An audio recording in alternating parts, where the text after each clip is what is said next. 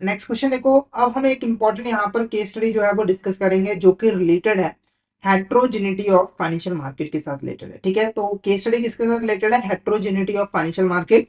तो ये जो हेट्रोजेनिटी ऑफ फाइनेंशियल मार्केट है, इसको थोड़ा सा अगर हम समझ लें तो देखो, अभी हमने डिस्कस किया कि जो फाइनेंशियल मार्केट है वो एक दूसरे के साथ इंटरकनेक्टेड है, एक दूसरे के ऊपर इंटरडिपेंडेंट है। साथ ही साथ जो फाइनेंशियल मार्केट है वो एक दूसरे से डिफरेंट भी बहुत ज्यादा है, यानी कि उनके जो फीचर्स हैं, कैरेक्टरिस्टिक्स है, वो एक दूसरे से काफी ज्यादा डिफरेंट है। जैसे कि एग्जांपल के लिए हमारी जो मनी मार्केट है वो कैपिटल मार्केट से कई मामलों में जो है वो अलग है। जैसे कि मनी मार्केट के अंदर शॉर्ट टर्म फाइनेंशियल इंस्ट्रूमेंट का ट्रेड किया जाता है, कैपिटल मार्केट के अंदर लॉन्ग टर्म फाइनेंशियल इंस्ट्रूमेंट का ट्रेड किया जाता है।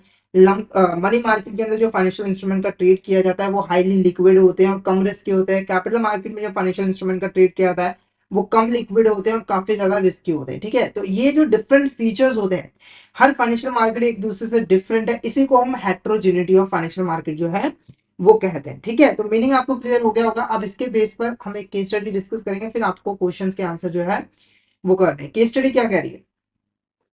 Heterogeneity in financial market refers to the diverse range of participants, instrument, trading strategies, and market structure that collectively shape the complexity and dynamics of these market. तो heterogeneity of financial market का मतलब है कि markets के अंदर जो participants है, जो इंस्ट्रूमेंट है, ट्रेडिंग स्ट्रेटजीज है, वो डिफरेंट डिफरेंट है और ये सभी मिलकर एक कॉम्प्लेक्स और डायनेमिक मार्केट को पैदा करते हैं। Market participants such as retail investor, institutional investor, high frequency traders, market maker each have distinct objectives, risk tolerance and strategies contributing to varied trading behavior and market outcome। ठीक है, तो जो market participants हैं उनके जो behaviour है वो अलग अलग है, उनका जो रिस्क टॉलरेंस है वो अलग है, उनके जो ऑब्जेक्टिव्स है मार्केट में ट्रेड करने का वो भी अलग होता है और उनकी स्ट्रैटेजी भी अलग होती है, जिसकी वजह से ट्रेडिंग बहुत बहुत डिफरेंट ट्रेडिंग बिहेवियर आपको देखने को जो है वो मिलता है।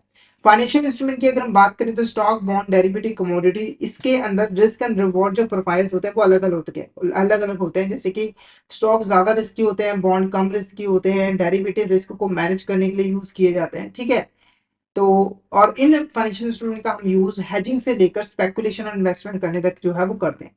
अब इसके बिहाफ पर आपको जो है वो क्वेश्चंस के आंसर जो है वो करने हैं। तो क्वेश्चन देखो क्या है, विच of the following statement best explains why liquidity varies across different financial market. तो इसमें से कौन सी ऐसी स्टेटमेंट है जो कि एक्सप्लेन करती है कि जो लिक्विडिटी है वो डिफरेंट फाइनेंशियल मार्केट के अंदर कैसे यहाँ पर एक दूसरे से वेरी जो है वो करते हैं। देखो, लिक्विडिटी का मतलब है कि आप कितने आसानी से फाइनेंशियल इंस्ट्रूमेंट को की सेल परचेज जो है वो कर पाते हैं, यानी कि कितने आसानी से आप फाइनेंशियल इंस्ट्रूमेंट को परचेज कर पा रहे हो और कितने आसानी से जरूरत पड़ने पर उसे सेल कर पा रहे हो, उसे ही हम लिक्विड कहते हैं। अगर मार्केट के अंदर आप बहुत आसानी से सिक्योरिटीज की सेल परचेज कर रहे हो तो वो मार्केट हाईली लिक्विड है।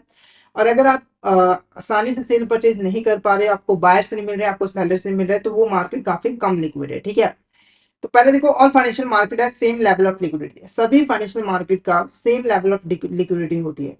The nature of instrument traded in the market affects liquidity level. तो इंस्ट्रूमेंट की यहाँ पर नेचर क्या है वो हमें बताता है कि लिक्विडिटी लेवल यहाँ पर कैसा रहेगा।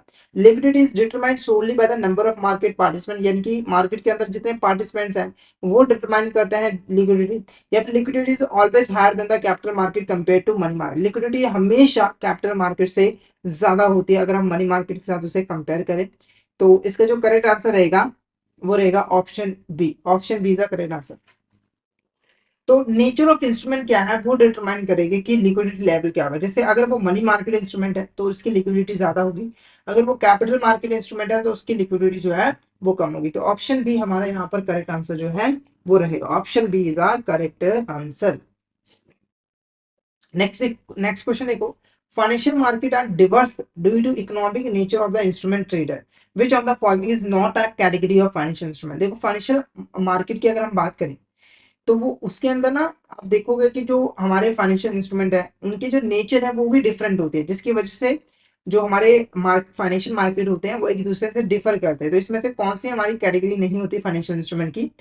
Derivative instrument, investment instrument, credit instrument या फिर टैक्स इंस्ट्रूमेंट। ठीक है, तो हमारा जो करेक्ट आंसर रहेगा वो रहेगा ऑप्शन डी। तो ये हमारी कोई कैटेगरी नहीं होती फाइनेंशियल इंस्ट्रूमेंट की, बाकी ये तीन हमारी यहाँ पर कैटेगरी होती है। इनका जो इकोनॉमिक नेचर होता है वो एक दूसरे से बिल्कुल अलग है। जैसे डेरिवेटिव इंस्ट्रूमेंट का काम क्या है कि जो भी रिस्क है उसको आप यहाँ पर मिनिमाइज जो है वो कर पाओ, यानी कि आप हेज करने के लिए डेरिवेटिव इंस्ट्रूमेंट का यूज जो है वो करते हो।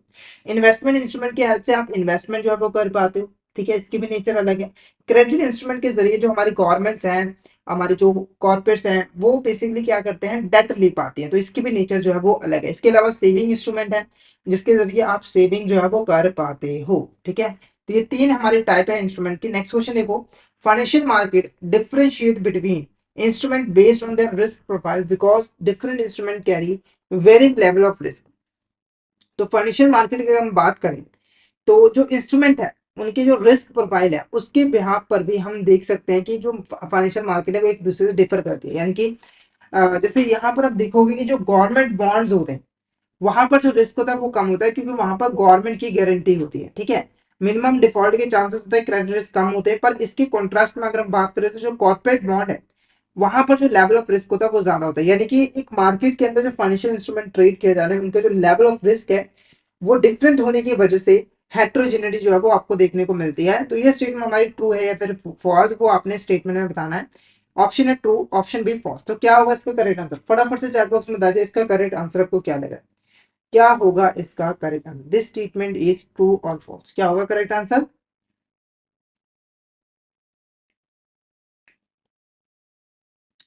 फटाफट से बता दीजिए ये जो स्टेटमेंट है वो हमारी ट्रू है या फिर फॉल्स है, क्या होगा इसका करेक्ट आंसर।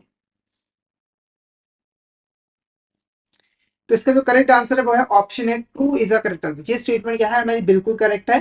तो जो इंस्ट्रूमेंट ट्रेड किए जाते हैं डिफरेंट मार्केट के अंदर उनके जो रिस्क प्रोफाइल होते हैं वो भी डिफरेंट होते हैं, जिसकी वजह से आपको फाइनेंशियल मार्केट के अंदर डिफरेंस जो है वो देखने को मिलता है, हेट्रोजेनिटी देखने को मिलती है। तो ये हमारी जो केस स्टडी थी वो रिलेटेड थी किसके साथ, हमारी हेट्रोजेनिटी ऑफ फाइनेंशियल मार्केट के साथ। तो आई होप ये आपको अच्छे से क्लियर हो गई होगी।